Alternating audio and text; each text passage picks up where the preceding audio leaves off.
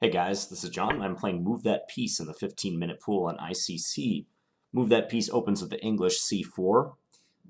I kind of want to do something a little offbeat. Let's play B6. This is a move that I've played before. The English defense. The English defense in response to the English opening. Okay, so white occupies the center with E4. Black is playing in hypermodern style, fianchettoing this bishop. So now the plan is E6, and often I want to go bishop B4, attacking the knight, which is in turn defending the pawn on E4. Decent rating on this player, 1988. I've played them before. I recognize their username. Just taking a look at their stats. 17,000 15-minute games played. Peak rating of 2055. So white continues to take center space, and I have to strike back. I gotta put the pressure on the knight. Otherwise, white just has the center unopposed.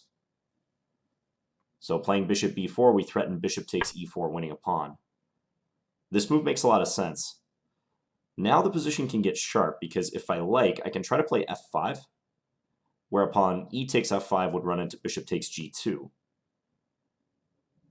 So I'm just pausing for a moment, because even though this move looks logical to strike out at that center and also the g2 pawn behind it, I am opening my king. Anytime you push the f pawn early on in a game, you're exposing your king. So f5, e takes f5, bishop takes g2. There's a check on h5, but I can sidestep that with king f8. What about something like f5, e takes f5, bishop takes g2, queen g4, attacking the bishop and also the g7 pawn? I can take on h1, and then if queen takes g7, I have queen f6 to defend.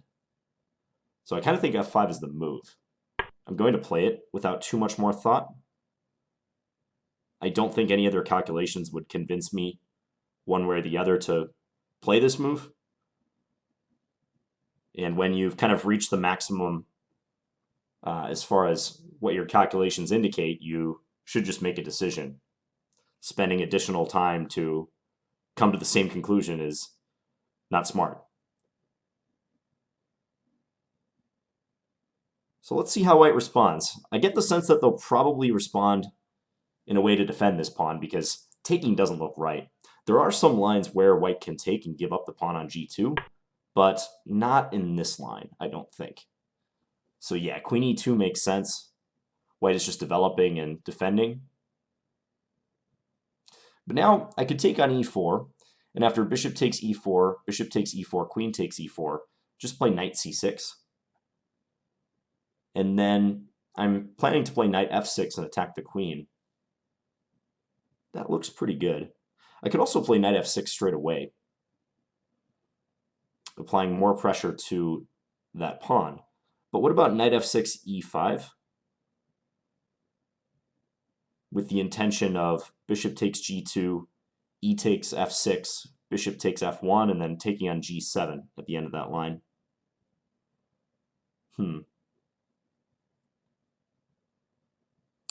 Another move I have here is knight c6 instead of knight f6. So if I bring this knight out, attacking d4, I wonder how that works out. That could get sharp as well, though.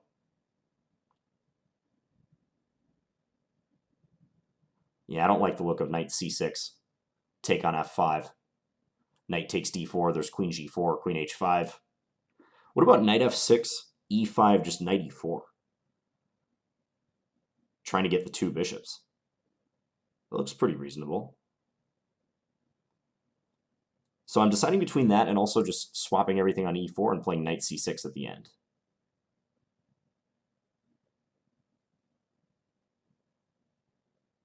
Knight f6, e5, knight e4. White would have to take care there. Bishop takes e4, bishop takes e4. We're still threatening g2. Knight f3 maybe? Knight c6. I think that looks promising. I'll go for that. Yeah, let's do it.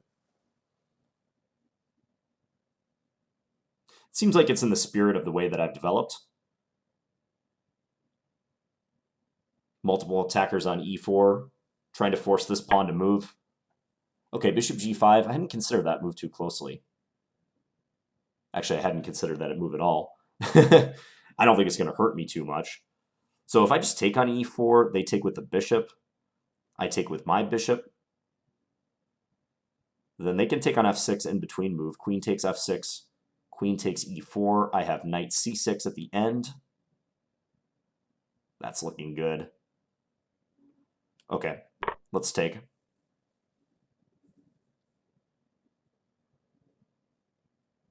They might take on f6 first here. If they do that, I even wonder if I can take on d3. So probably smarter for them to take with the bishop on e4 to start. Game's getting a little tactical now. So bishop takes e4, bishop takes e4. And then if queen takes e4, knight takes e4, bishop takes d8, knight takes c3. Looks like it will win material for me. Or even just bishop takes c3 check, followed by king takes d8. I'd be up a piece. So I believe the critical line will be bishop takes e4, bishop takes e4, bishop takes f6, queen takes f6, queen takes e4, attacking that rook in the corner. And then I was thinking about just knight c6, hitting d4 a few times.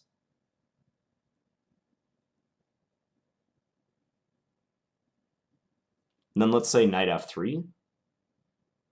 Maybe bishop takes c3 check, just to double their pawns. B takes c3, and then I can castle, let's say, on the king side. And I would say that position might be a smidgen better for black. I have a slightly better pawn structure there, and almost everything else is equal. So I'd be willing to play that. I think in the endgame, if you follow that line, white would have doubled c-pawns, and those are potential targets. Maybe a future knight a5 to attack c4 could be strong.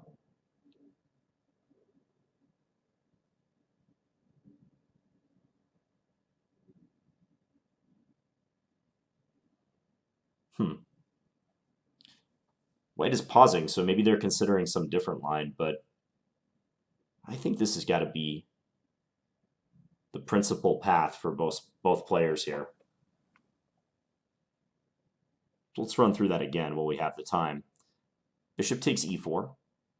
Bishop takes e4. Yeah, and he plays it. So bishop takes e4, bishop takes f6 in between move. Queen takes f6, queen takes e4, knight c6. Probably knight f3 or knight ge2, one of the two. And then retreating c3 and castling. Looks like a good line to me.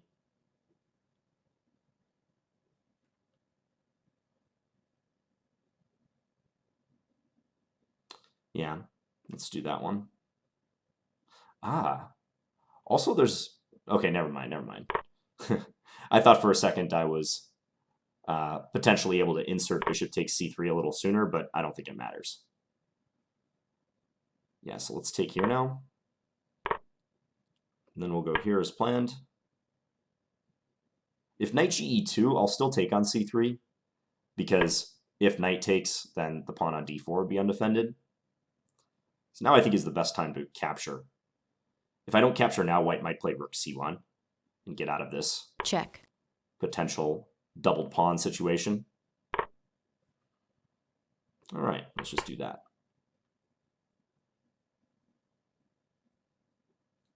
So I would consider this opening to be a success.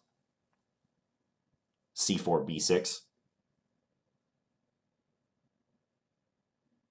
A lot of people are skeptical of these hyper-modern openings from the black side, and rightfully so. I mean, you are giving white the center, but they do have great counterattacking potential, which is part of the reason they're so attractive. So now I think a trade of queens would be excellent for me. So I'm looking at queen f5 or queen f4. I'm also considering knight a5 directly just to hit that pawn. But white's queen is well centralized. I think I'd like to get rid of that if possible. So queen f5 or queen f4 certainly come to mind.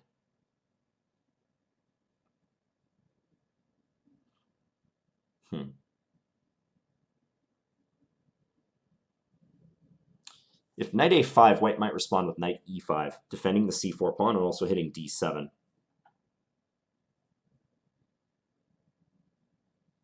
So I think queen f5 or queen f4, one of the two moves is called for. Off the top of my head, I don't see a big difference between them. Queen f5 feels better because the queen is defended one additional time by the pawn. So I'm sort of leaning that way. Although queen f4, queen e2, rook f5 seems pretty good as well. And let's say rook a d1, I can triple up on the f file.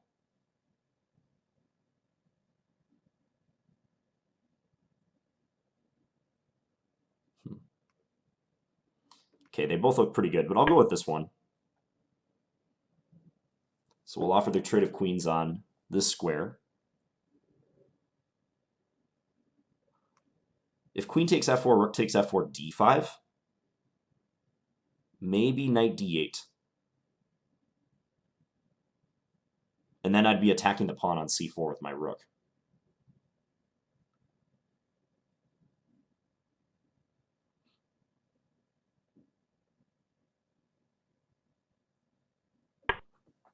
So white retreats the queen as expected. I think this plan of doubling up, or tripling up, rather, on the f file is decent. And rook f5 eyes the d5 square, so white can't as easily achieve pawn d5.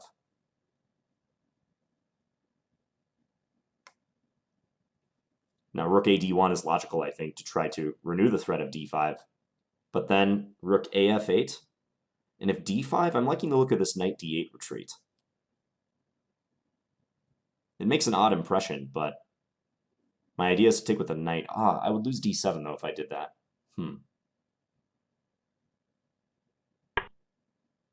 Maybe I would have to settle for, let's say, rook a f8, d5, just e takes d5.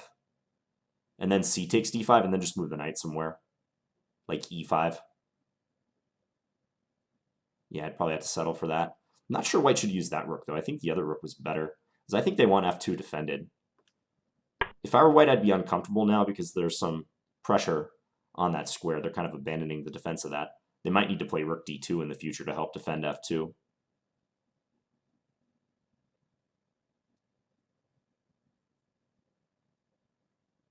So now I think one line that could appear is d5, e takes d5, c takes d5, knight e5, as I was describing. And then if knight takes e5, rook takes e5, I'm on the queen. I'm also on the f2 pawn and the c4 pawn. Queen f1 would be the only way to defend both of those pawns, I believe. Yeah, I like black's activity there, and I like our superior pawn structure too. Even though white was able to rid themselves of the doubled c pawns in that line, they still have weaknesses. Like the d5 pawn would be a weakness there. The a pawn is always going to be isolated.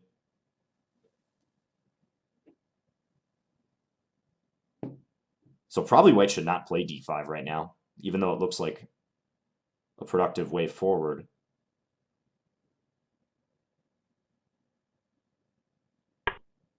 Yeah, so they play kind of a neutral move, rook d3. What now? Maybe g5? Could I force the issue with g5? Looking to threaten g4. There's also knight a5 attacking this pawn. I think that's easy enough for them to defend, though. Maybe knight e7. Maybe I should send the knight over to the kingside.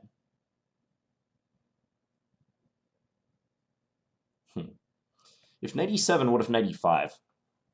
Queen takes f2, queen takes f2, rook takes f2, knight takes d7. That I don't like so much. I think I might just want to play a move like h6. g5 is a little more forceful. Maybe g5. g5, g3, queen g4.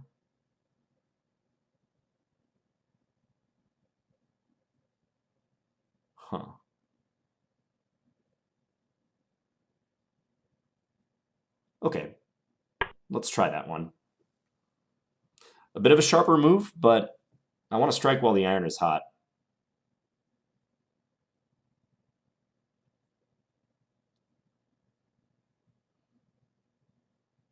Hoping I don't have issues with my queen. I don't see how white could trap my queen.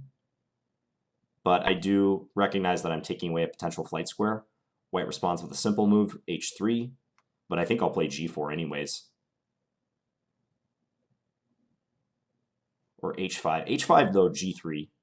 So they're actually threatening g3 with this move because they've taken away my g4 square. I guess I have queen d6 if I need it. Now let's keep on keeping on here.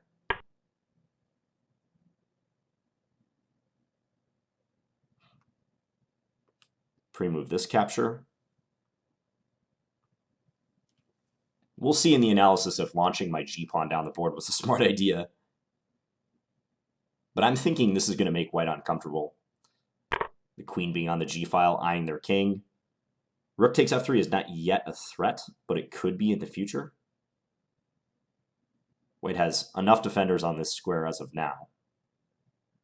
I still think this plan of maneuvering the knight to the king side could be dangerous, like knight e7 to g6, and then I'd be threatening knight f4 or maybe knight h4. Note that now this knight is pinned. Knight e5 does not work because they lose their queen. Hence a move like rook e1 might be advisable.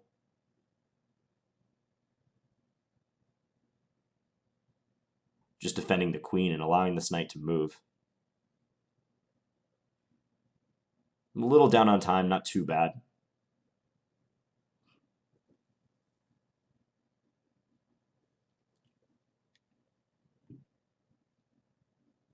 So on rook e1, I might want to move one of my rooks up the board. Like I'm thinking of rook 8 to f6, maybe looking to go rook g6, or even swinging the rook to the h-file. I could try to double up rooks on the h-file. White's going to bail. Interesting decision. That looks suspicious. Now I might have time to do this whole maneuver. Knight e7 g6. Rook h5 could also be decent. Rook h5 intending rook g1. But I think I want to keep pressure on that f-pawn. That looks like a very panicky move. I don't think white had to do that.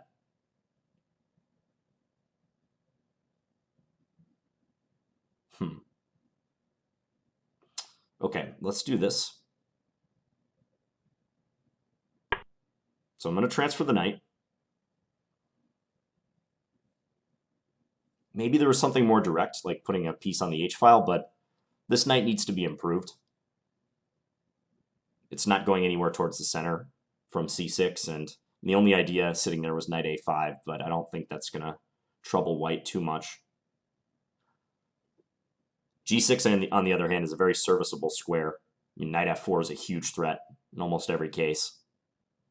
And note that they can't play g3 to stop knight f4 because that knight would hang.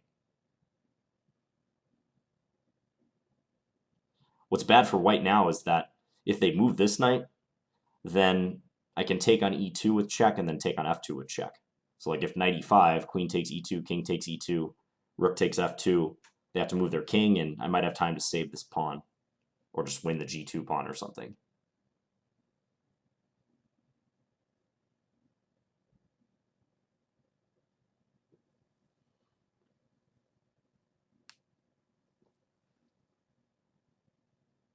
These hyper-modern openings are a blast. I have to try to play this stuff more often.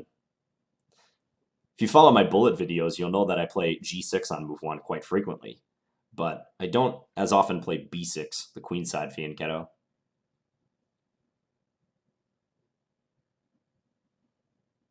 All right, so we're approaching blitz territory. Move that piece will be under 5 minutes soon, and I have less than 6 minutes myself. I'm not sure what white should do here. I don't like their position one bit. I think king f1 was a clear mistake. Probably they should have played rook e1 and tried to jump the knight in and trade queens. White is defending, so trades would benefit them. I have too many attacking units in the vicinity of their king.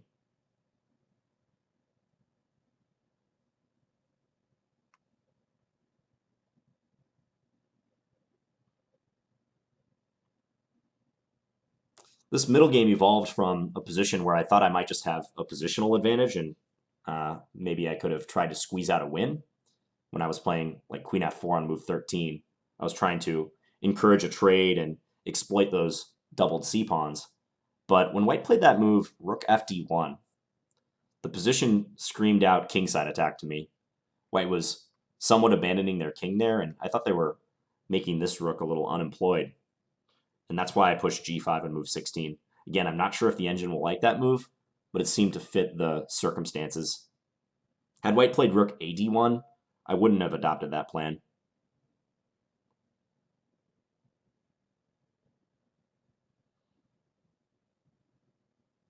Yeah, just really hard to see what they do. Maybe rook d2 to help better defend on the second rank. Still bad after knight g6. The downside of rook d2 is there's less defensive f3.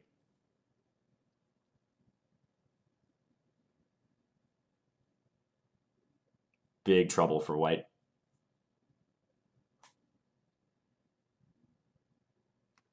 If d5, I could ignore it and play knight g6, because if d takes e6, knight f4 hits the queen and also the pawn on g2. I could also play d5, e5 if I really wanted to. But knight g6 just looks so direct and good.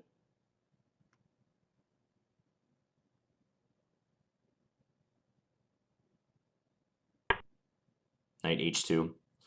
Yeah, so this is going to lose 2 pawns from the looks of it. Queen takes e2, king takes e2, rook takes f2, and wherever the king moves I have, rook takes g2 thereafter. I sympathize with white, though. I didn't really see anything for them.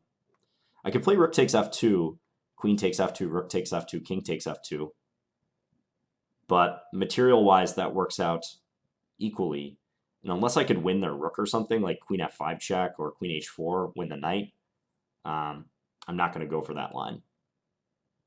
So I think just banking the material is good. Yeah, let's do that. Check.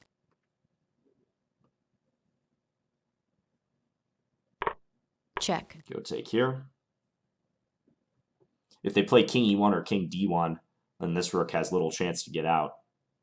So I would expect king e3, but after rook takes g2, I'm attacking that knight.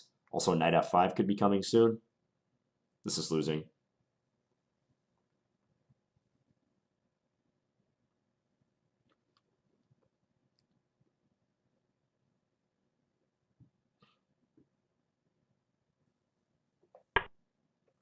Okay, so king e1.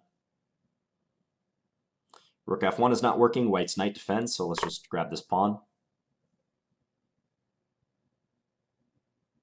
Probably knight f3 has to be played.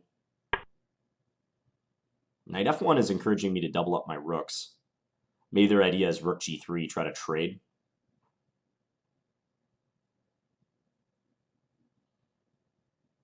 I could play knight f5 to stop that.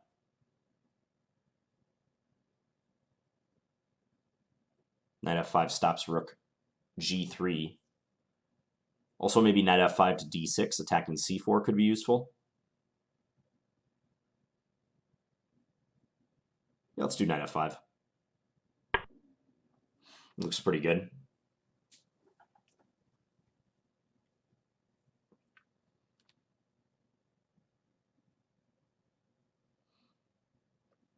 I might push the h-pawn, h5, h4 in the near future.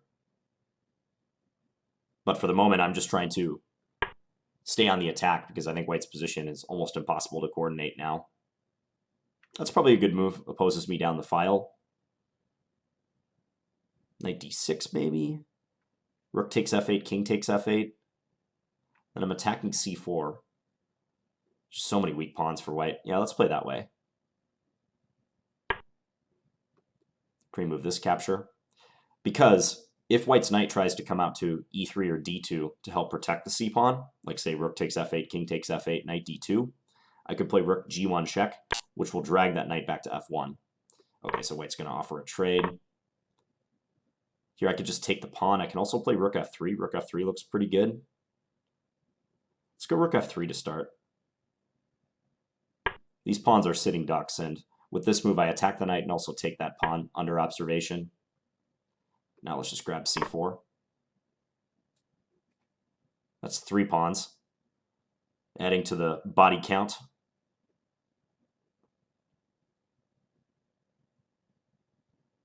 White needs to activate this rook. Here I have a nifty way to trade rooks if I want. Rook f1 check, king takes f1, knight d2 check.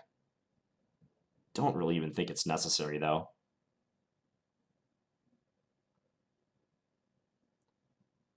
I kind of misplaced my knight if I go down that path. So I really don't think I need to resort to that. Probably just h5. Yeah, let's just push this pawn. It's hard for white to stop the pawn's advance. If rook b5, I can always shut out their rook with pawn d5. Like so. And that anchors the knight on c4 too. This rook is not well placed. Rooks don't do well in tight quarters like that. Rook b3 is trying to defend the pawn so that the knight can move. I could play a5 looking to go a4. Let's do that.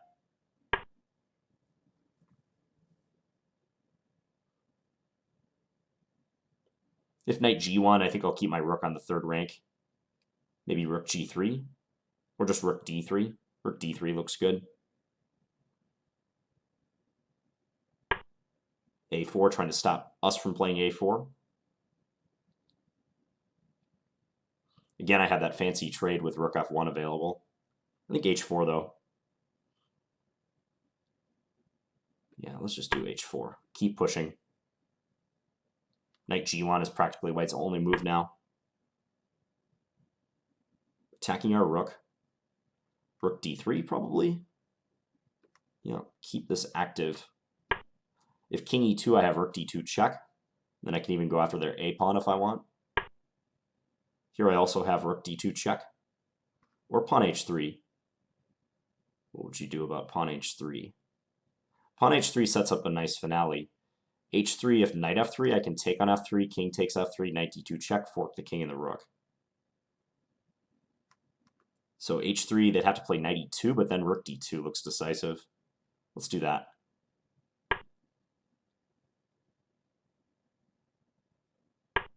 Yeah, and they're going to blunder into Check. the fork.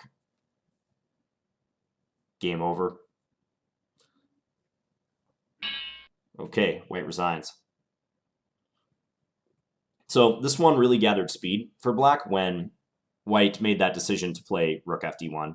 I questioned that decision when that move was played, and that was the signal I needed. I just have more forces in the vicinity of white's king than white has defenders, and that's what encouraged me to play g5.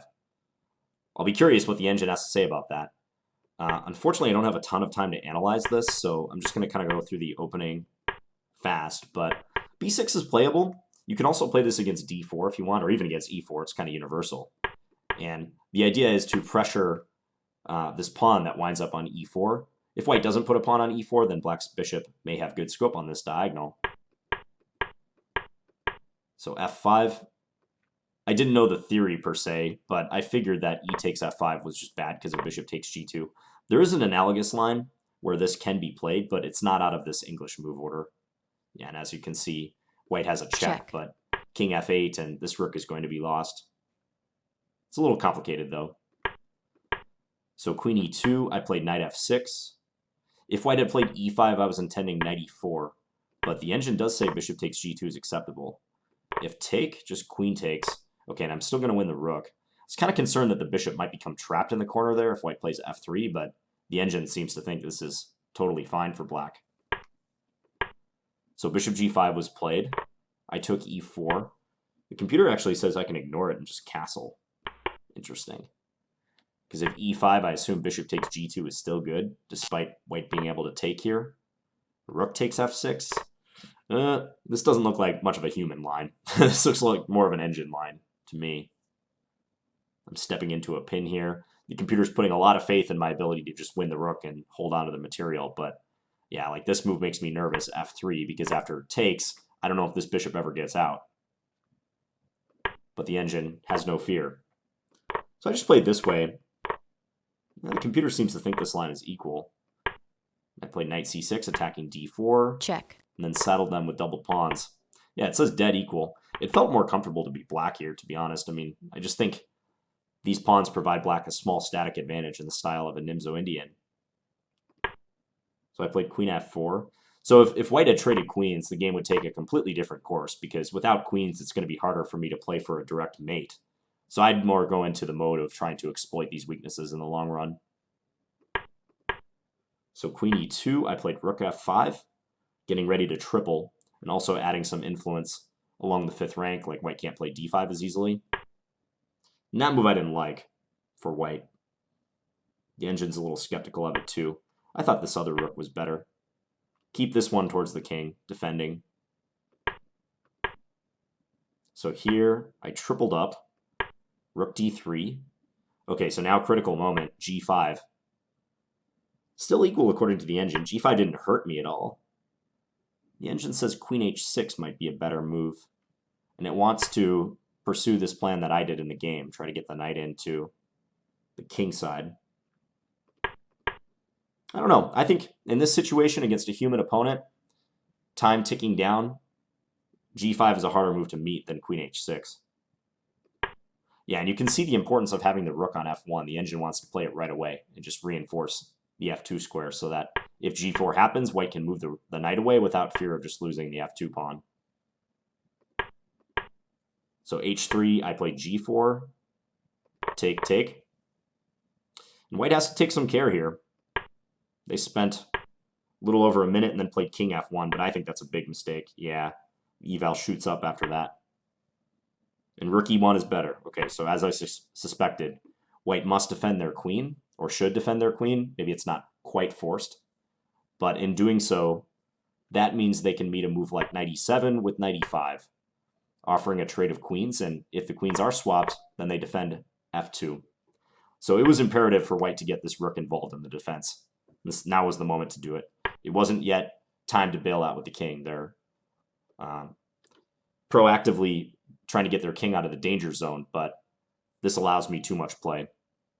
Better to get that rook involved. Yeah, now knight e7 is very strong. I just didn't see anything good here for white. Maybe rook e1 now with a similar plan, but yeah, you can see it's pretty bad. Knight g1. I can take on f2. I would assume that this move's also good too, though, right? Because doesn't this run into knight f4? Oh, I guess they have rook g3 check, and they avoid a fork. So instead of that, rook takes f2, queen takes, rook takes, king takes, queen f5, rook f3. Yeah, there's a similar line to this in the game, but I think the engine prefers black because there's multiple pawn targets, and my king is pretty safe, whereas white's king is exposed. So that was one defense maybe, rook e1. White probably doesn't have much more than that. Yeah, after the knight moves, I just win 2 pawns unopposed. I still have a lot of activity, and it was straightforward, as you saw. Check. Won another pawn. White has no counterplay. It's too little, too late. Their rook never was able to enter the action. Check. Yeah, and now this at the end. If king takes f3, knight d2 check wins the rook in the game. Okay, so sorry for the abbreviated analysis on this one. Nonetheless, I think I hit all the high points in this game. So hope you guys enjoyed this one, and maybe I'll play b6 on move 1 again in the future. Talk to you guys later. Bye.